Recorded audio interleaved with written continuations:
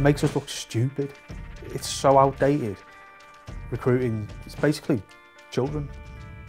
To train them as killers. For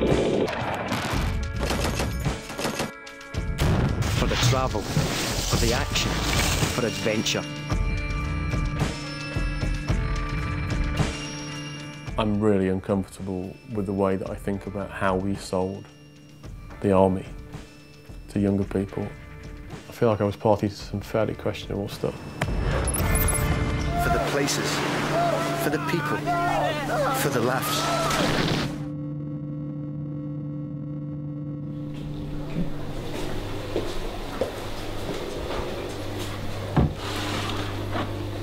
This is my medication. These are antidepressants and anti-anxiety pills for panic attacks, you know, brought on by PTSD. How long will you go on taking this medication? For the rest of his life.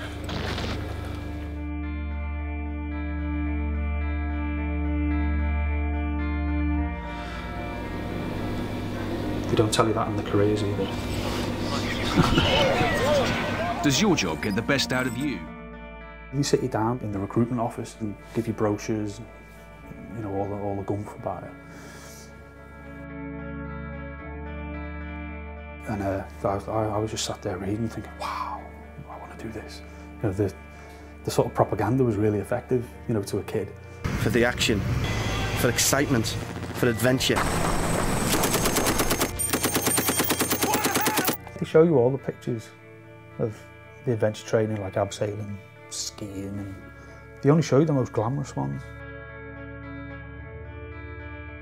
Being so young, I was easily manipulated. And what did your parents say when you said, I want to join? My mum was devastated. My mum was gutted. She was in tears. The army were aware that parents and guardians may be stopping people from joining the army by throwing up concerns about their welfare. Post-traumatic stress was definitely one of those conditions. So the army drafted us in to work on that particular communications problem.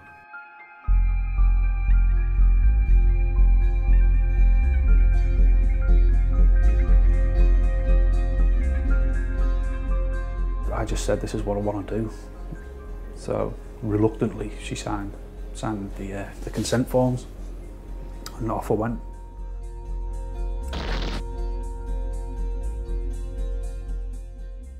May '99, we got deployed to Kosovo. I was 19 then, so that was quite an eye-opener. The Serbian army has left horror in its wake. You could smell bodies, you know, burning bodies. When you smell that smell, it never leaves you. You're never using words like kill or maim. They would put people off. So you have to find different ways to express those concepts. The divorce between the language and the actuality starts becoming a problem when you start thinking about your audience. I then went to Iraq in 2005. When you're so young, you just can't comprehend what's going on. And my mum said when I come back I wasn't the same after that.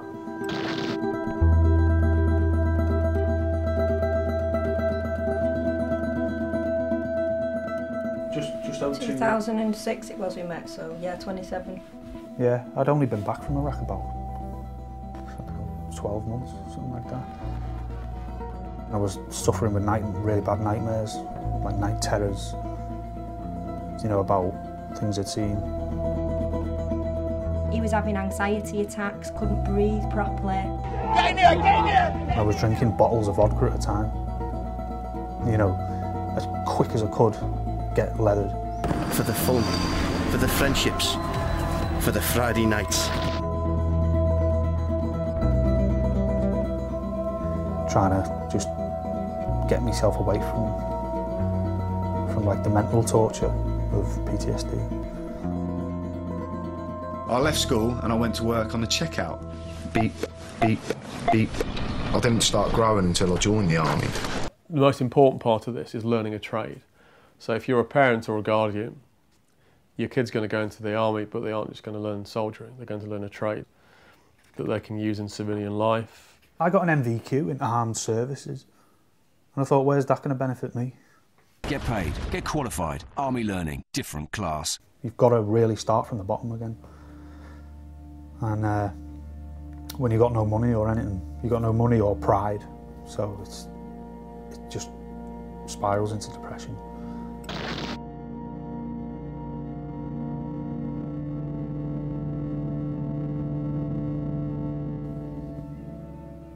And how real is all this? The family aspect, the day-to-day, the day in the life, the training? That's kind of the wrong question, because it's not a question of reality, because everything in here is real. The thing that you want to be thinking about is the emphasis.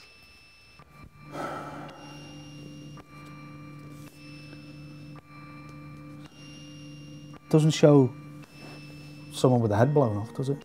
Or, you know, whose child has just been killed. Doesn't show that.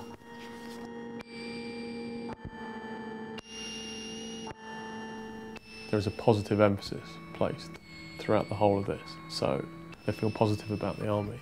They feel positive about the army, how the army has helped them. They feel positive about the army training. They feel positive about learning a trade. They feel positive about the daily life in the army. They feel positive about life on the front line. And they feel positive about the feelings of pride that they've got from being in the army.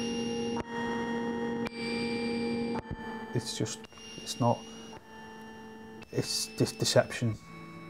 You know, they don't tell you the downsides of it. So, when you're so young, you know, so being so young, you don't know what you're doing.